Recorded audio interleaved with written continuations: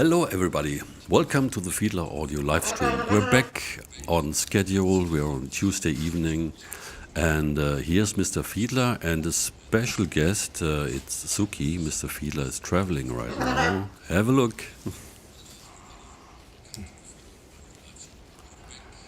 Hello, hello. This is awesome, isn't it? And this is Suki, a rescued one, and she's very anxious to see you. Yeah, hello very anxious everybody. To see you. Say hello to Suki. Greeting you. Huh? Oh, yeah. Suki is diving down. Oh, yes, okay. Now she's leaving the meeting. So, hey, welcome everybody. Welcome, Thomas. Hope you're doing well. Yes. And I hope everybody can hear us coming in very, very good. So if you guys in the live stream could let us know quickly if the sound is all right, if we are loud enough this time. Last time we were. And let's get going. Hello, Eddie from Brazil. And hello, Andreas. Schnittchen und Kaltgetränke. Wonderful. All fine. Thank you, Andreas. Then let's get into it today. As we announced, today we want to do basically two things, as there was a request and this discussion a little bit about how Dolby Atmos works with just a few signals. And one gentleman was talking about that he's dealing with classical guitars. And so I reached out to a good friend, Mrs. Nadia Kusinskaya, very well-known classical guitar player who has her own little studio. And she was so kind enough to record just a small, short, simple classical guitar piece for us. And she sent over the tracks. And I started to do an Atmos mix based on this one, and Thomas Fiedler also started to do an Atmos mix for it. I mean, we just started the approach, and these are completely different approaches. But I think more about this when we get to it, and but not before. I asked Mr. Fiedler, do you have anything to say before we get into this? No, actually not. I mean, there are different approaches on how to put this single guitar into space and into Atmos, and it's especially you have to especially think about how to do it because it's just one instrument and you have so much space. So I will say we can just dive in and check out the different approaches. Mine is not so much a ready mix, but it is more like a demo, what you can actually do with the combination of classical guitar, Space Lab, and the Dolby Atmos Composer. So different ideas for approaching the question how to put this all into space. Wonderful. Okay. Then I think it's to me to get into the first approach, and I jump right into Logic, and I will try to have, because I have to switch screens, I have to every once in a while switch back and look at your comments if you have any questions. So I just dive right into it. So here is Logic. It's visible, I hope. Yeah. Okay, so here's the Dolby Atmos Composer, and here's a beam, but let's have a look at the project first before I hit play. We have one main guitar. She sent also a couple of other microphone tracks, but that would have taken a little bit too long to evaluate them and position them properly. So I went for the obvious ones, which sound pretty good right out of the box, out of Dropbox, actually. And here are some additional guitars. And to give you an idea, I just hit play for a moment.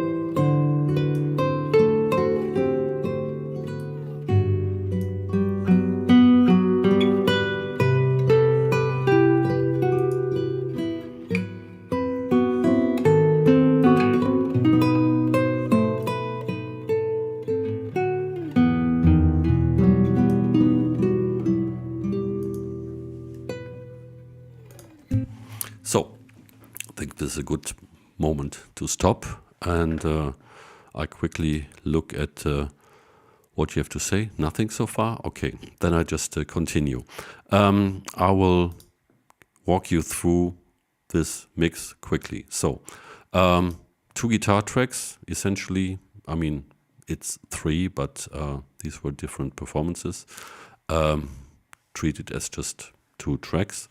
And I have been thinking about this, and I thought, okay, I could easily have assigned a beam to each track, but I thought I might start with my bus approach. So I created 4 buses just for left, right, center, extended left, right. I added that later. I will talk about this why. And then I have the sides, and then I have 2 times Spacelab. Spacelab just inserted into an aux bus and driven by sense directly into Spacelab. Spacelab connects automatically, as we know, into the Dolby Atmos composer, which you can see here, and you see Spacelab wide, and it's called wide because I created a rather big reverb for the impression of a concert hall. You can see this here because the room dimensions are pretty big, 24 meters by 40 meters and a height of 8 meters. That's the big room. And then this one here is Spacelab small, and that's just 1.5 seconds reverb time, and a small room, 4 meters by 9 meters, 5 meters by 9 meters-ish, but still high ceiling. So an opulent living room, maybe.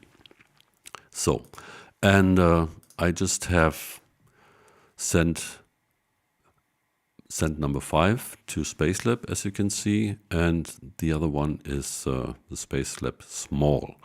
And I did different amounts of reverb to the main track, as I call it, and the accompanying tracks here. So I kept them out of the bigger room a little bit and added more of a small room. And I can quickly just show you the difference between. I was pretty amazed, hopefully this translates via YouTube, how much of a difference it makes when you go from this very frugal arrangement in Dolby Atmos to stereo.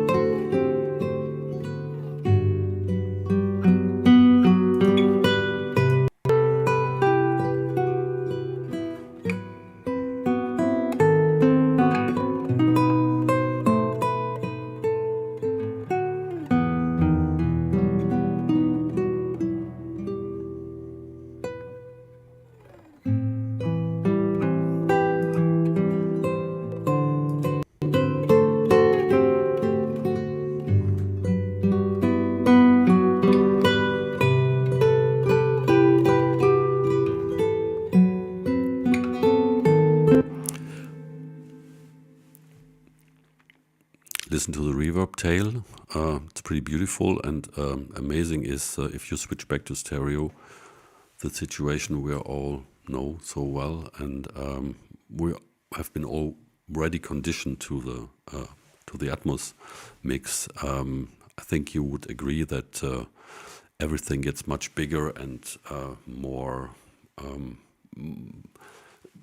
I think the experience, the sonic experience, is more intense. Of course, it's a question of taste in the end, for sure. But I think it does a lot to the music and a lot to the impact of the music when you're listening via headphones. And let me just quickly check what you say. Hello. Who wants to listen to the stereo after listening to the beautiful piece of music, by the way? Hey, okay. Yeah, that was the point I tried to make. And again, thanks to Nadia for sending in the tracks. Nadia Kosinskaya, you can find her website. She has a lot of records out there with classical guitar. And the question is now, how deep do you want to dive into this? Maybe I let Mr. Thomas Fiedler chime in here because he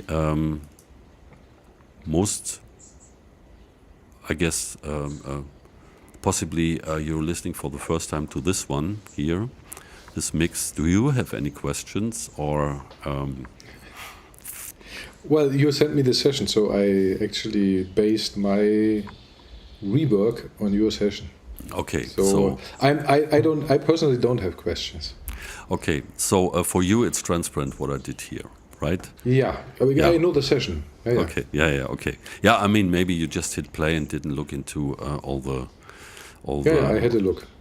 All the things. Okay, of course. Good, thank you. I talked about the Space Labs, and they are set up to 9.1.6. You can see here. So the reverb goes into the bed with all the maximum amount of channels you will able to create for an output in Dolby Atmos, and the small reverb as well. What I did to the guitars is the main guitar goes to the center. Goes to left and right. That's this beam here, just for the overview. Then we have another beam for the center. I wasn't too sure if I was going to use it, but I did set it up. And also, of course, here's the extended left-right, just for maybe I need it. And the sides where basically the additional guitars live in, with a little bit of pan, as you can see here, to the sides, that caters for a little bit of dislocation of each of the guitars. And it's pretty amazing how much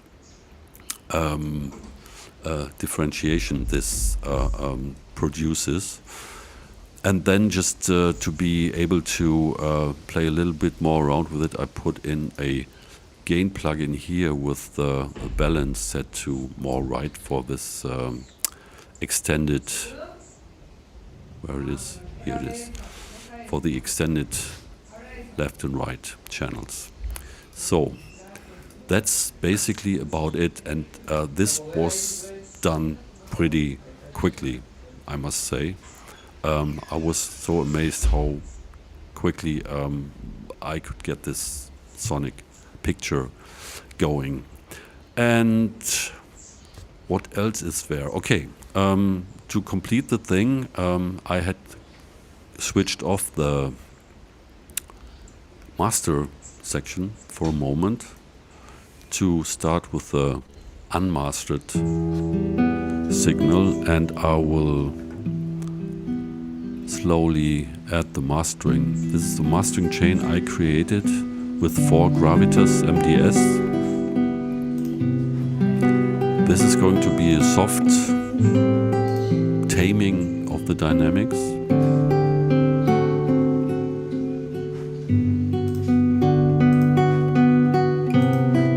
Which brings out the reverb, of course.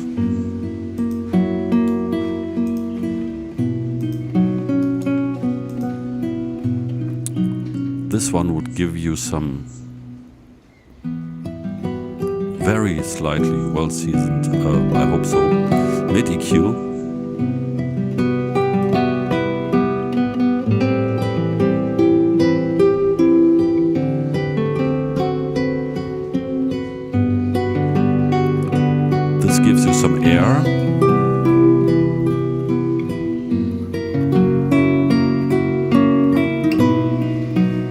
this one is going to be the Mama Louder.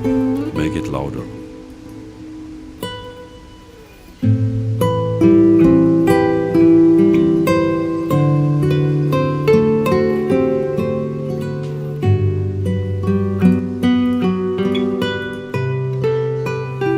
And now they're all off. By the way, Thomas, is there a way to switch them all off in one, with one click? Currently not, but there will be. Okay, cool. So, here we are, that's it. Hello, I'm back. And I will have a look at the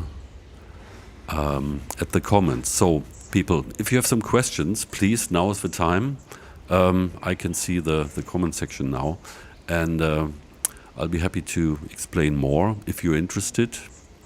If not, I'll be still and head over to Thomas. A comment from you, Thomas, maybe regarding the master section. Was that in my project already when I sent it over? No. Have you seen that?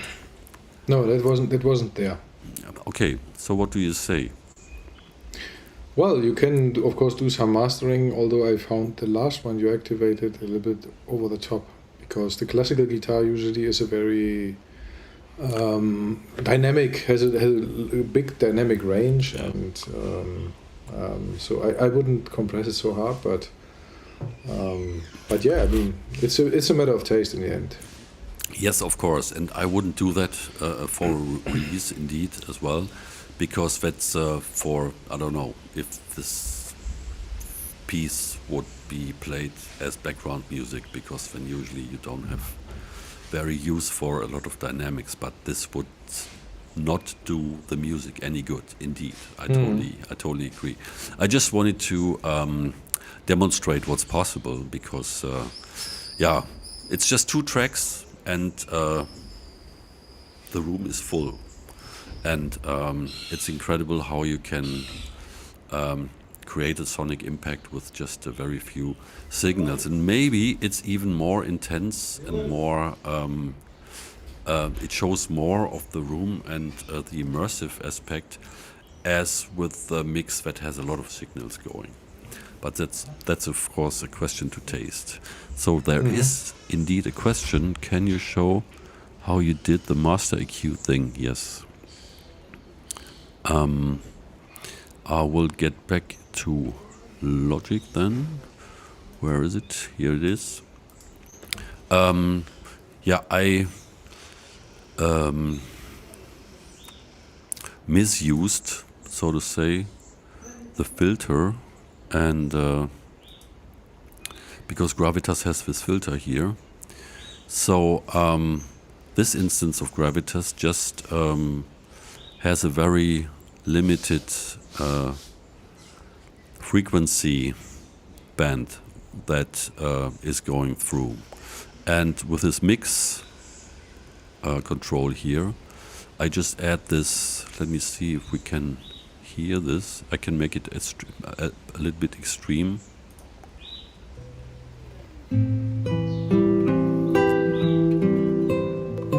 So listen for the high mid.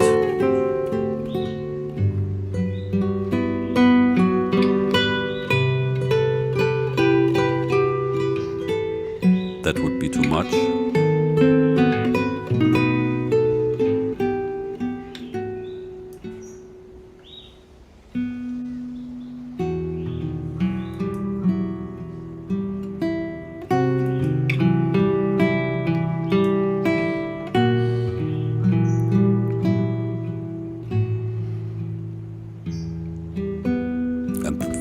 And the same thing I did with the high band here, just to add some air. If I go crazy with it, I don't know if this translates here,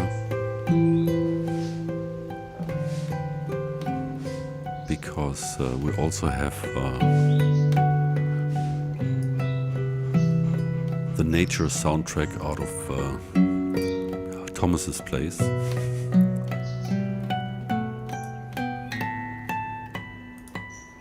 And that's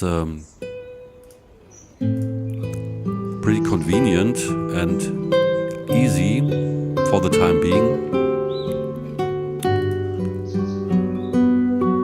as we do not have any EQ for the mastering section, a dedicated EQ at our disposal. So I came with this and it works pretty well. Of course, there's a lot of processing power going into the Gravitas then, but hey, the computers today, we're all doing this on the laptop.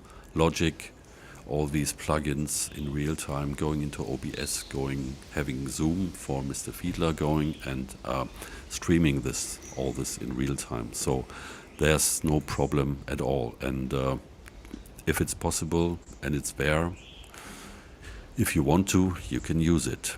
And yeah, so let's have a look again.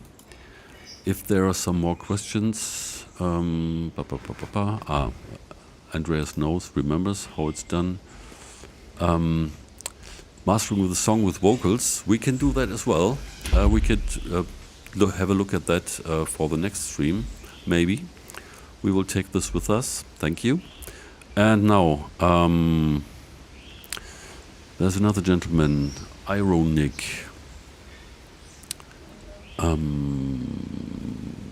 This is new to this Dolby thing, so many questions. Would you suggest to mix directly in Dolby or do it in stereo first? Okay.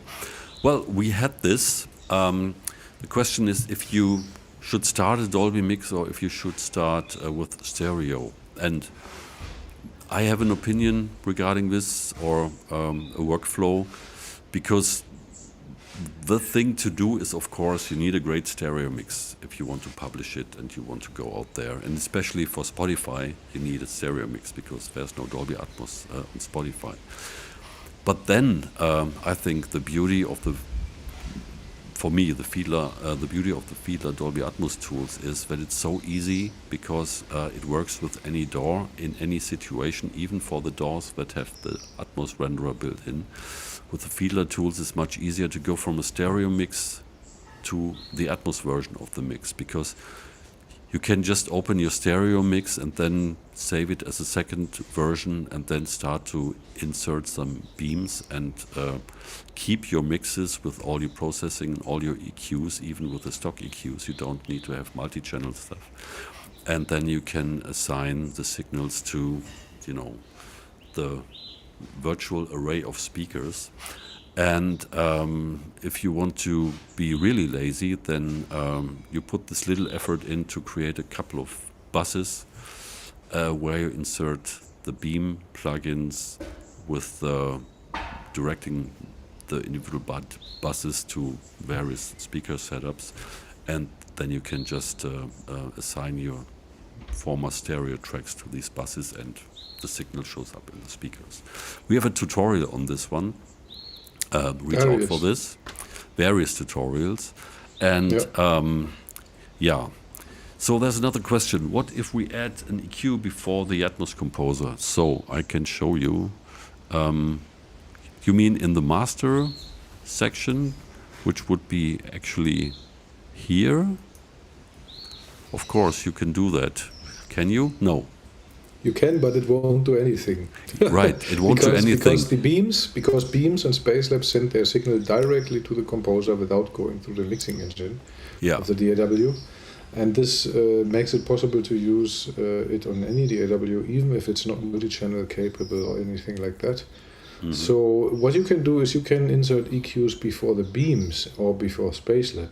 That will, of course, go into the Dolby Atmos mix, but then you have several instances. But before the composer itself doesn't make sense, and if you put it after the composer, you will have it only on the monitoring side. So if you wanted to go into the mix currently, there's only one way, which means before Beam and before Spacelab, and then maybe synchronize and set them all to the same settings if you want to do that.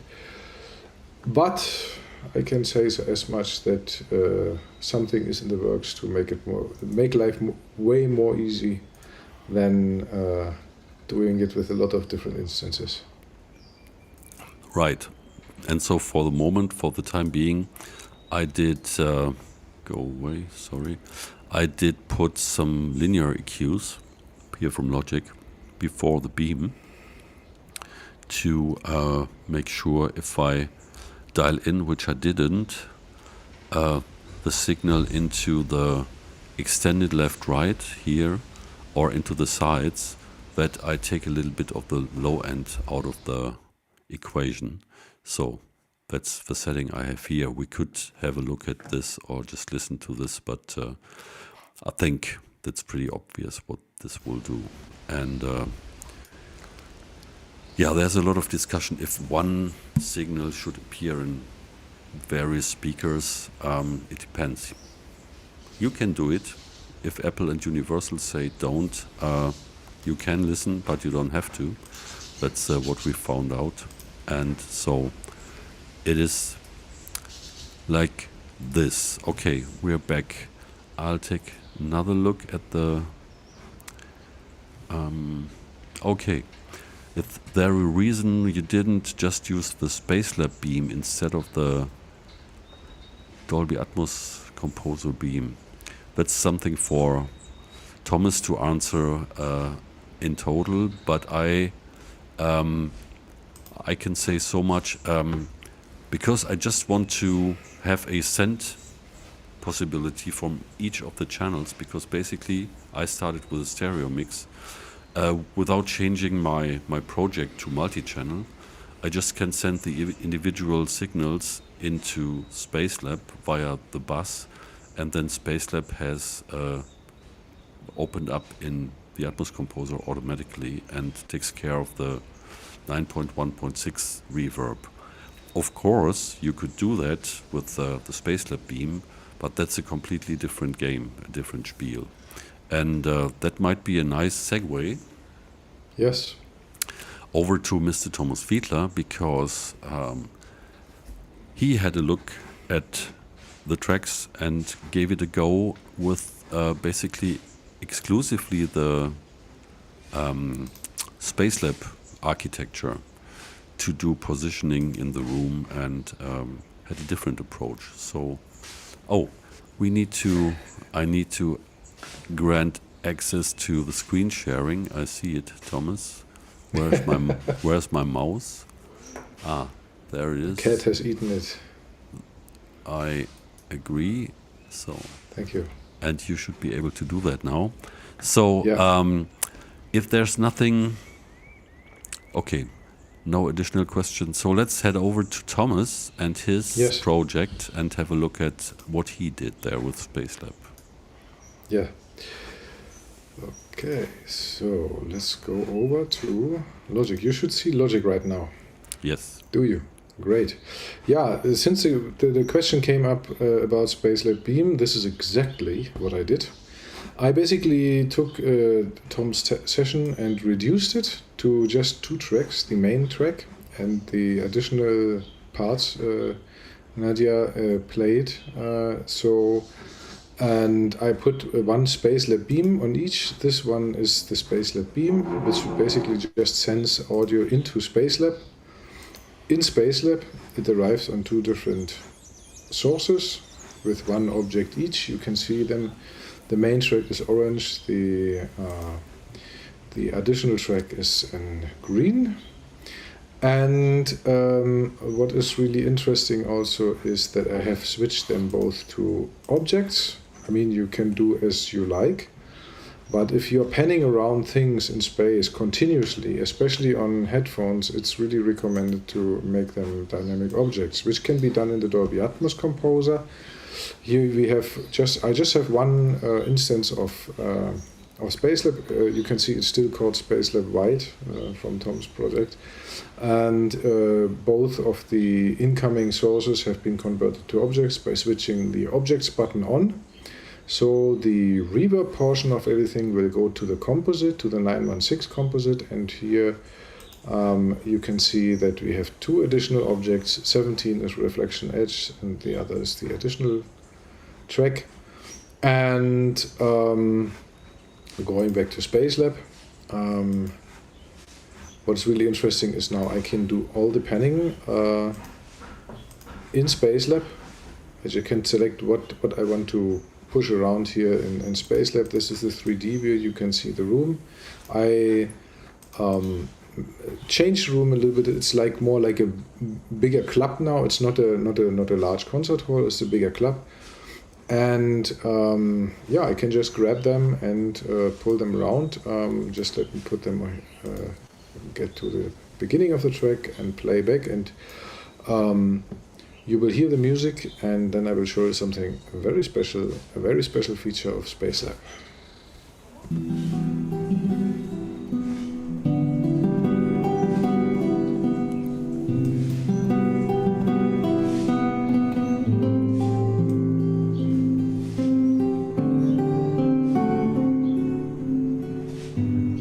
As I move it around, you hear it.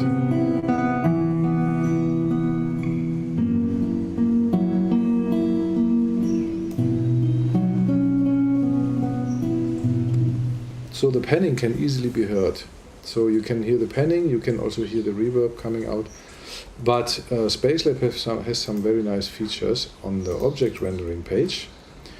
One of them is to simulate the change in volume of the direct signal when you move something away from you. And but since the source or the object is still within the same room, the reverb stays constant, so to say. So that way we will get a feeling of distance.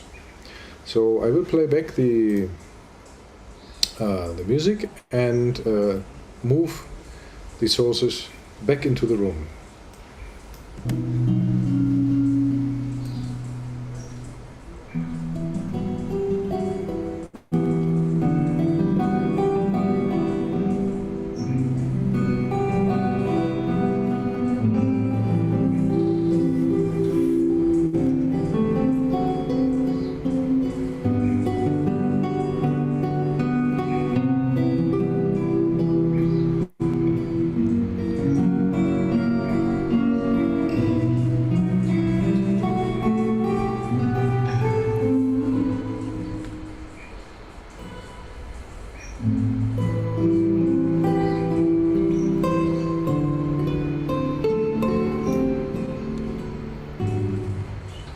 So as you could hear, it really sounds like it's moving away. You have the same reverb, but you have less of the direct sound. So that way, it gives you a very nice feeling of distance. And of course, you can also do lots of other things. But this is kind of the most important feature when it comes to perception. What you can also do, I just push them both back into the room. Currently we are in a place here, as you can see in the timeline, where we have both tracks playing. So I could, for example, just place the main track back into the room and leave the other one close to the listener.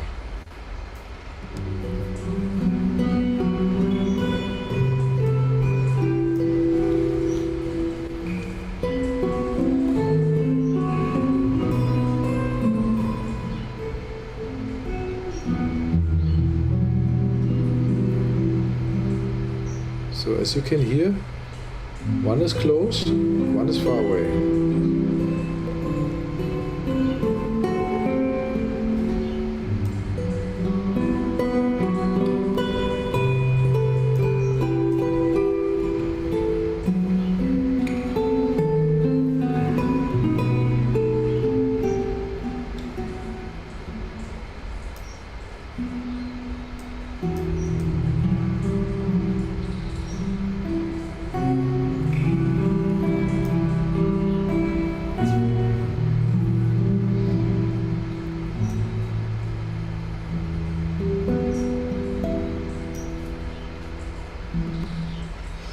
Yeah, this gives you an impression on how you can actually design the depth of your mix in Atmos in a very, very, very easy way. Usually, this is something which is not as easy when you do it with send and return, especially if you have moving sources, especially, or you want to automate, like you want to have one part closer to the listener and another part further away, depending on the story of the music. This is very easy now to do. You just place them in different distances, the objects, and you get this different sound. And this you can do, of course, with different room sizes. It works well also in other rooms where you can have basically the same effect. So if we want, for example, let's just quickly switch to another room. Let's look at what can we do. Let's take a small. Let's take a. Where is it? Comfy living room. So let's listen to it.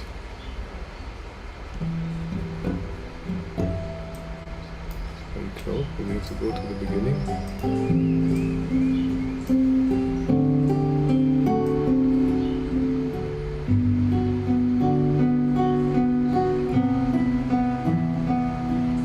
Deep into the room.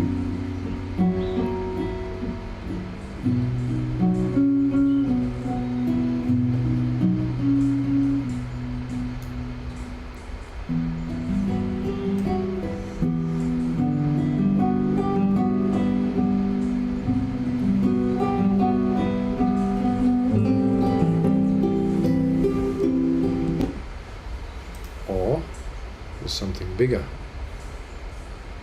Let's take a lonely space.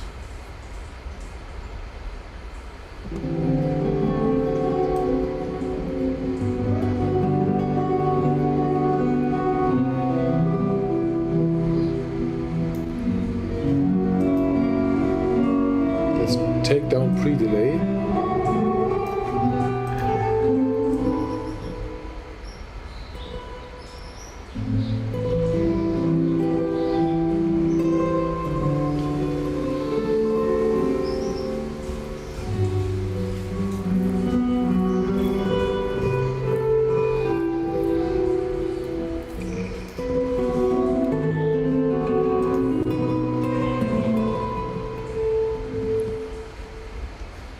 Or let's take the typical large hall.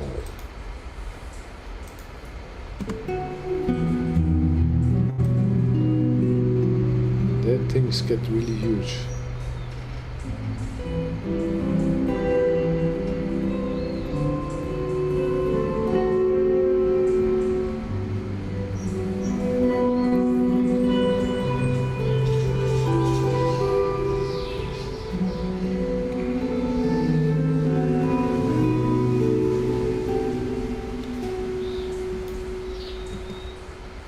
Yeah, you might have heard it. When she was playing the guitar and her fingers were sliding over the strings, this typical noise, this screeching noise comes out of it. And this is let's say an indication that there might be, if you already have an idea about how you want to make it sound in Atmos or in Immersive as such, then you might adjust your recording techniques. This, of course, was all mic'd very close, so you have the proximity effect of the microphones in your recording, and this actually gives you the impression that the guitar, especially when it's further back into the room, is like 10 meters in diameter. Because it still has this very close and very strong recording, but since it is far away, you get the impression it's either gigantic or it's sounding through some kind of PA system. So if you want to actually make it even sound more natural when it goes far away, then you should also change your microphone technique. So, and that's basically it from my side. I mean, it's a very simple setup. So, Tom can take over. Do you hear me, Tom? Yeah, of course. Okay. I just wanted to signal that if you close the Logic screen, then people could hear you for the explanation about the proximity effect and the stuff. Okay. So, yeah. This was So- quite impressive because you can really mimic then, even if it's closed miking with all the little things that come with it that might be unnatural, but you can mimic the situation where people are sitting in the room, like there's a distance between the one guitar and the other one, for example, and that's amazing for if you create audiobooks or for a movie as well, to be really realistic, and then also to get space, real space, and positioning of signals in the Atmos realm, because to be honest, it would be not so easy and so effective to do that and so smooth with the Dolby Atmos tools, but it's possible with Spacelab, and as Spacelab then translate this to 9.1.6, you in the end would have this sonic positioning in the room. You would have it later then in your Atmos mix as well, and that's pretty wild, I guess, and that shows the real power of Spacelab, if you are willing to get a little bit more into the whole Spacelab specialties there. Yeah, it also shows that although you might want to start from a stereo mix, from a given stereo mix, it shows the definite advantage of doing Atmos from the start, which is actually the idea where we want to get at, that you, right from the start, when you start recording, when you start composing, you already think about the entire space around you. You design your concept, your mixing concept, your recording concept according to that, and the stereo mix is just then derived from it, which is very easily possible. You can export your Atmos mix as something called Stereo Direct. This is already part of the Dolby Atmos Composer, and thereby get quite an impressive stereo mix. And it will not be easy for you to create a better one manually, if your Atmos mix is good. So then the Stereo Direct should also serve as a great stereo version of your mix. But in that way you can actually do one mix and get two versions of it. Yeah, that's definitely possible, and it saves a lot of work, of course. But it depends on how your workflow is. If you are the person basically dealing with both, or if the mix comes from somewhere else and you are the one to then just do the final mix for stereo and Atmos, or not, that depends on the situation. For sure, it's a fact that with Spacelab and the Atmos Composer and the Gravitas mastering system, it's an incredible, powerful set of tools that offers so much more for being creative and getting such a great sound, that it should be easy to be at least on par with stuff that's done with much more elaborate and more hardware depending setups. That's I might be allowed to say that, because don't forget, Fiedler Audio is software, and it's all about Atmos to the people. To make it easily accessible without needing a lot of expensive hardware and stuff like that. I had to throw that in here. Yeah. Yes. What do you guys say? Do you have some questions regarding details or basic approach? And if one of you has, I don't know, something like a guitar and a vocal, or a piano and a vocal, something like that, some nice and separated performances, we could have a look at that and offer you some approaches and some possible workflows you can maybe follow to get your first Atmos mixes going. And spread the word. Discuss it with your peers, what can be done and how great this can sound. And make a difference. And all the independent producers, just jump on the Atmos train. We are offering seats on the Atmos train. So, good question. Does the Bloomline or MS mic setup will help to improve the Dolby translation, or the software doesn't care? Well, this Bloomline or MS mic, this would give you, well, the MS mics are basically stereo, right? Well, MS mic, or are they 3-channel? No, this is 2-channel. You have a figure of 8, and you have a cardioid. This is called the English word. The cardioid looks straight forward, and then you have the figure of 8, like one side looking to the left and the other side looking to the right, so that from both sides you get different phases. And this then, to get then a stereo signal, the left-right signal, you have to basically MS decode it. And, it gives you a signal. It's basically the same thing as in the stereo world. It will give you a signal which is almost free of phasing issues, because the point of recording is in the same spot. So it's not, you don't have like an A/B where you have timing differences for the signal towards the different microphones. And then, if you can, I think you will have to decode it anyway, so you will get 2 channels left and right, and then you can place them in space.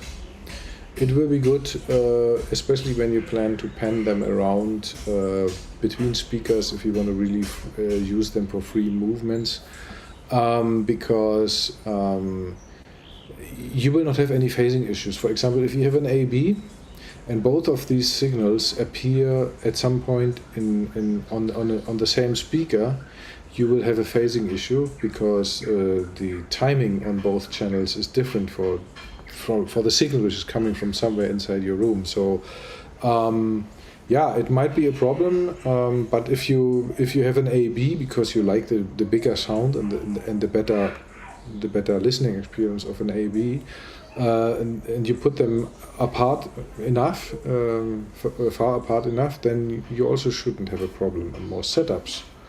So, and on headphones it's not a problem, because, you have the binauralization, you have the placement on your headphones, so that should be okay. Mm-hmm. That's also pretty interesting. Right, here's another question regarding how to do a stereo direct export.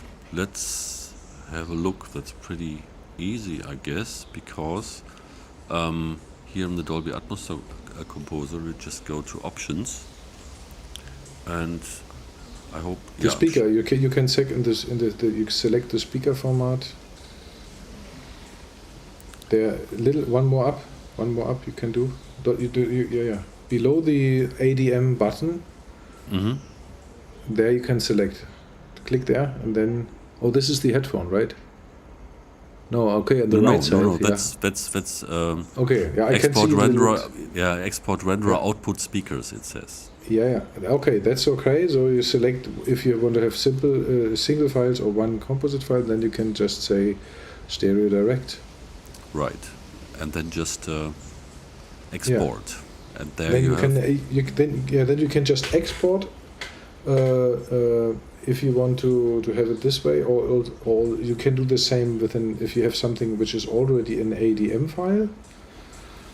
You can import the ADM file to the composer or to the mastering composer and select the stereo direct for export also, if you already have the mix ready. So you don't need to go to to the mixing session and re-export the whole mix, you can just load the ADM file and export the stereo direct version. Will be exactly the same result.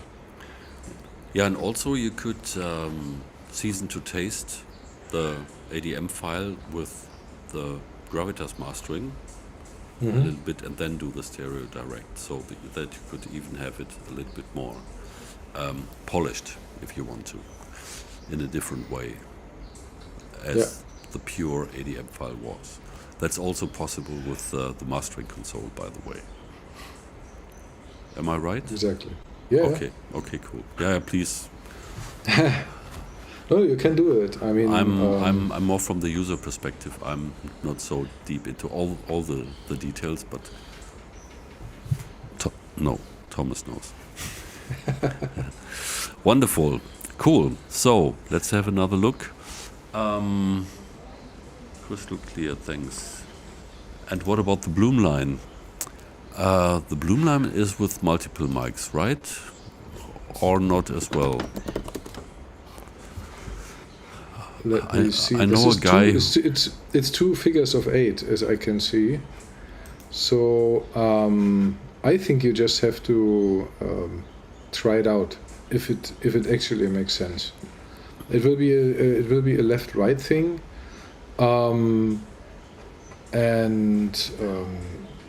yeah. I mean, try it out if it sounds okay or if it doesn't sound okay, and where you put it, because you have 2 figures of 8 which are like crossed over like this, and so the signals which come from the back will be phase inverted compared to the signals which come from the front, and yeah, it depends what you are recording, if it really makes sense or not.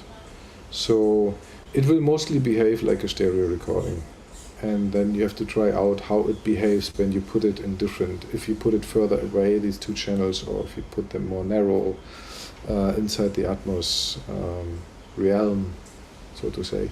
But in fact it will just be like a stereo recording with 2 figures of 8. Cool. So that was a Bloom line. Are your headphones for monitoring? What about using an Atmos soundbar instead of receiver and separate speakers? Well, that's an interesting question, because I've been thinking about that myself. That was, I don't know, a couple of months ago.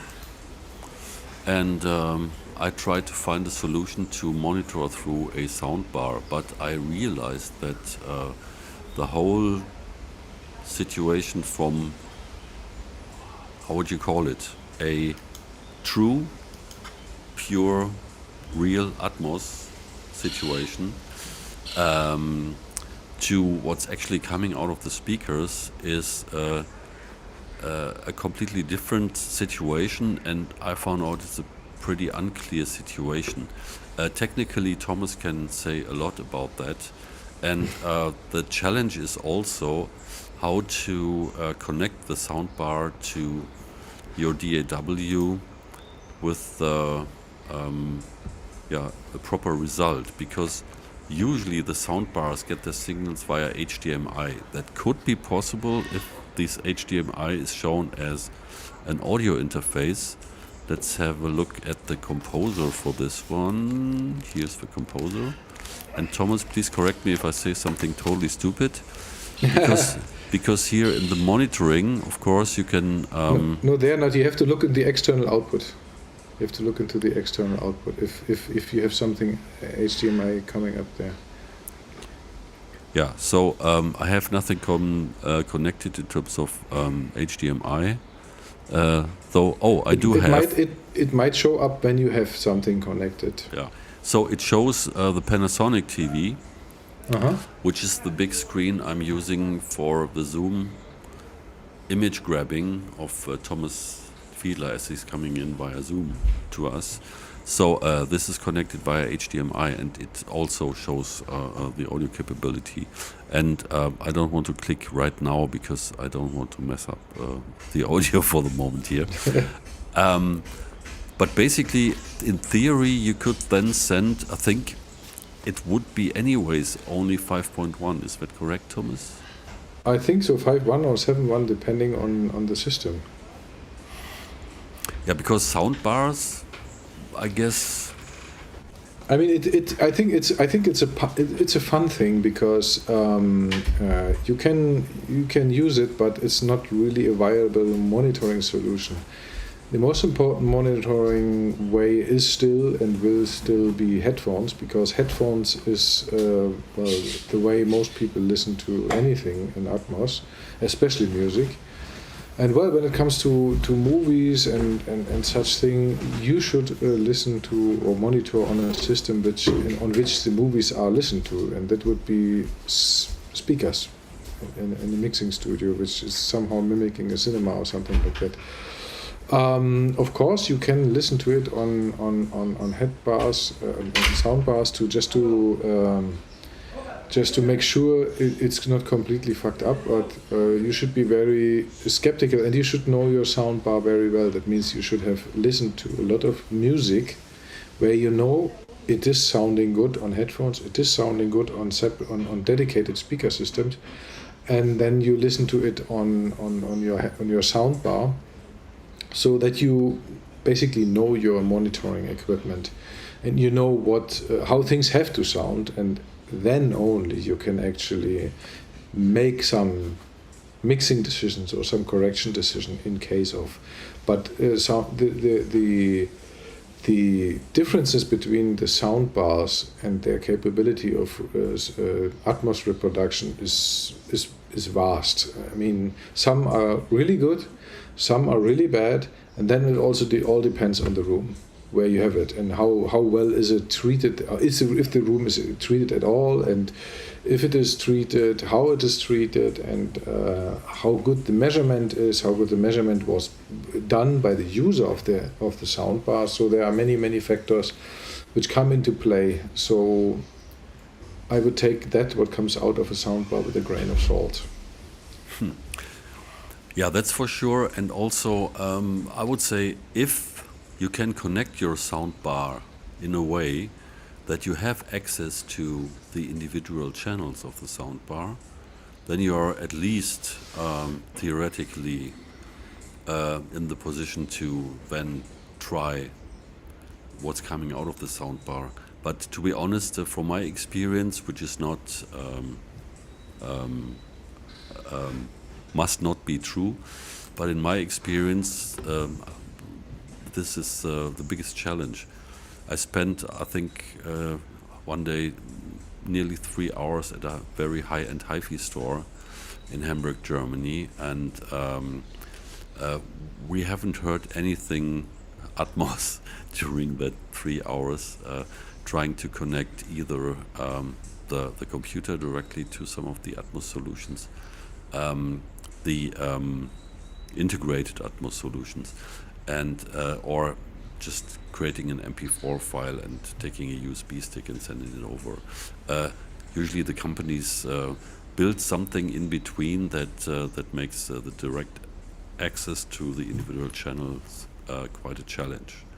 But please try, and if you're successful with that, it would be a great thing to know, because yeah, a lot of people would like at least to have the possibility to listen to how it is in the room without having a dedicated bigger Atmos monitoring system. Yeah, so Toslink optical, I don't know if it's in other Pro Tools protocol showing 8 channels. Yeah, that depends. Yeah, you need to check if it shows up in your computer. Yeah, I mean, if the audio interface offers ADAT, you can use ADAT, but you will get maximum 7.1 because ADAT is 8 channels. And only for 48 kilohertz. If you go to 96, I think it reduces to 4 channels because of the standard, because of double the sample rate. So yeah, that's the Toslink stuff, right? Yeah. Yeah, and yeah, then the fun part is what the manufacturer of the soundbar thought about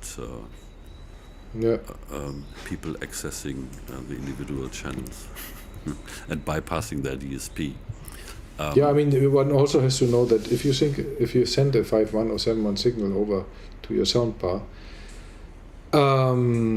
it gets all mangled up and used and reused for actually simulating everything around you. So it's not like you have you have discrete channels. I mean, it depends on how the soundbar internally works and how they distribute the signal, but anything could come out. Yeah, so make it an international channel, a challenge. Everybody who is working with Dolby Atmos, please take your stuff or your laptop or audio interface and go to the hi-fi stores, the better ones who take their customers seriously, and try to say, okay, I have some Atmos stuff, I would like to check out your speaker setups. Could we connect this? And it would be amazing to hear the results, and also this would create a lot of awareness, most probably, with the retailers and also the manufacturers, that there might be a demand for discrete Atmos listening beyond the weird DSP stuff that's going on with the virtual room and additional reverb coming from the small DSPs built into these soundbars and stuff like that. So I've seen some weird and wacky things there, yeah, that would be a fun thing. I would think even Dolby would be behind that if this is a movement, if this becomes a movement. Okay, yeah. So big smiley in tears. Yes, I agree. Yeah, okay. So if you have more questions, please let us know. Otherwise, I might add a little bit to the monitoring situation. I had the great opportunity to have an hour-long demo of the Apple Vision Pro looking glass, the diving mask, and I must say I was blown away completely because of what I was able to see and how this thing is operated with all these gestures and stuff like that. This panorama view of photos, and there was an immersive movie. It was just ridiculously great, but the sound comes out of very, very small things, half-open things that are part of the glasses, and that's a very, very weak spot. I think if they find a way to allow people to use their AirPods properly while using that the Vision Pro, this would be a big improvement, because these things have no bass, and the spatial stuff works quite well, but it's very thin, and I think this needs a lot of work. But as a medium potentially for enjoying immersive content, and then with a great sound, maybe with the AirPods Pro also in conjunction, that would be well, a game changer. I don't know, because it will be pretty niche, but for the people who are into great content and a great content experience, this would definitely be a game changer, and I'm looking forward to some new developments by Apple with that, especially on the sound side, the reproducing of sound, immersive sound with the Vision Pro there. Yeah, have you guys experiences with the Vision Pro, and what's your approach?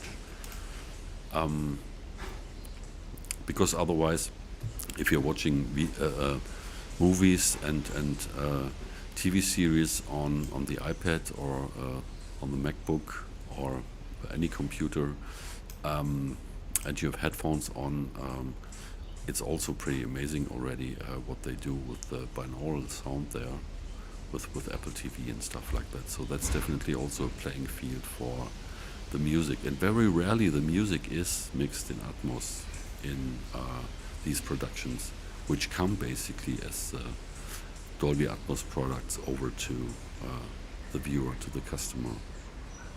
Yeah, so That's from the creative side of things, and some market postulations. If there are not any more questions, Thomas, would you have a question, a suggestion, or something you wanted to say No, not right now. and couldn't say during the last Yeah. stream? Well, no, everything is all right from my side, and I think we will have very interesting releases coming up this year. I can just say so much that if everything goes right, we will have another revolution coming up in May for Atmos, for working with Atmos in many regards. So stay tuned. Something big is coming. The master of the revolution. Yeah. Atmos to the people. That is the revolution. More so that Atmos, everyone can. more so that Atmos everyone to the can people. do. Yeah. Yeah, the producers and also for the customers to have even better experiences. So a must listen, I would say, right now is the new album from Mr. Steven Wilson. I forgot the title, but you will find it. It's also on Apple Music, and it's available in Dolby Atmos. And well, it's pretty special music. His typical prog rock approach, but he's one of the master mixers for immersive audio, and so it definitely is worth listening to it and learning how much of movement he's using or not using and things like this. So feedback regarding this also welcome. Okay, so someone is looking forward to May then, of course. Oh, and one comment, sounds expensive. Well, I don't think so. It's very appropriate, as far as I know. I just know a tiny little bit. Okay. Wonderful, everybody. Thank you so much for joining again. Thank you for being interested in creating Dolby Atmos sound, music for Dolby Atmos.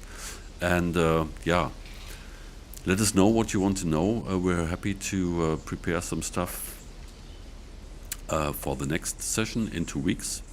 And I'm happy to read that you learned a lot. Thank you. That's why we want to do this. And yeah, thanks a lot. Take care, Thomas.